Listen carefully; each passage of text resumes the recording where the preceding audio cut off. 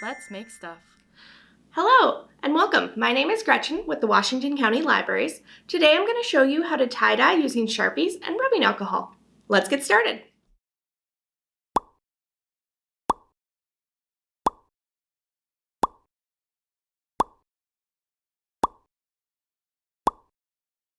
So to start, you want to begin with a piece of fabric. Today we'll be using a tote bag, but any piece of fabric will do. When you are setting up this, you want to make sure that you're going to stuff your object with paper towels, and that's because the tie-dye will actually bleed through the top layer. So let's do that.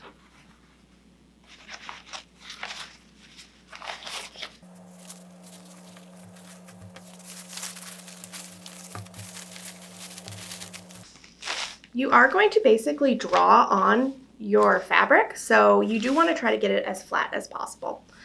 Now, the first step is to just pick out what color Sharpies you want and then to start drawing on the bag. It's fairly straightforward. You're going to just take the Sharpie and go directly on the fabric.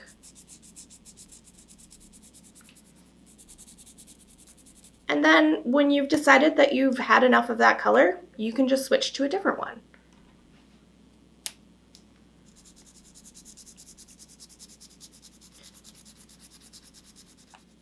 You can fill in whole sections of the bag in this way.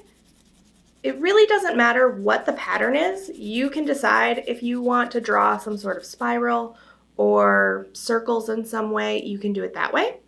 The next step is actually to use our rubbing alcohol to turn it into tie-dye. Now, there are two different methods for this. One is using a straw and one is using Q-tips. I'm going to show you the Q-tip method first. This gives you a little more control. All you need to do is dip your Q-tip in your rubbing alcohol. And then as you press it to the fabric, the dye of the Sharpie will start to run. Now, the fresher the Sharpie is on the fabric, the more it will run. So if you leave your project sitting overnight and then do this part, it's not going to blend as much. As you can see, the color isn't changing too much. It's not spreading that much, but if you want more of a traditional tie-dye effect, then we're going to use a straw. Now, this can get a little messier, so I'm going to put an extra paper towel underneath my project. Just like when you were a kid, you're going to use the straw and stopper the end and get some of your rubbing alcohol. Now, you should be careful because this could spill just because of the nature of it. So let's see. But with that one, you can see the color is spreading a lot more, and that's because of the amount of rubbing alcohol that's being put on it, and it looks much more like traditional tie-dye. Let me do the other side.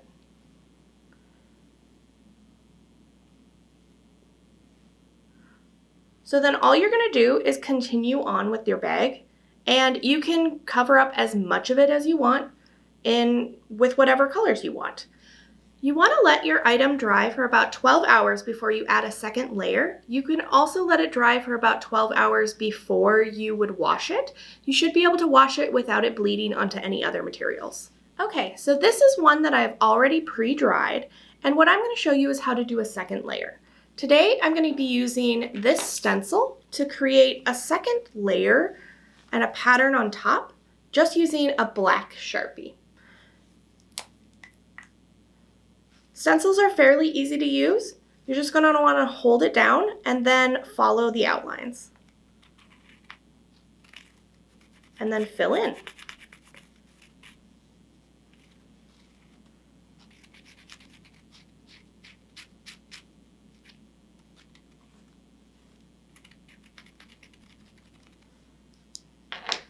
Now, you have the option of leaving this exactly like this if this is what you like, or this is when I suggest using a Q-tip to blend it just a little bit. But since your first layer is actually dry already, this won't bleed too much into the other colors.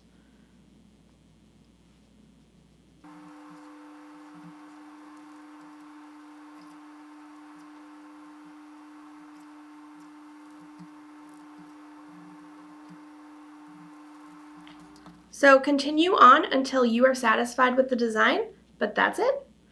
Thanks for watching. We'd love to see what you create. If you could tag us on your social media at WashCoLib, we'd really appreciate it. Thanks.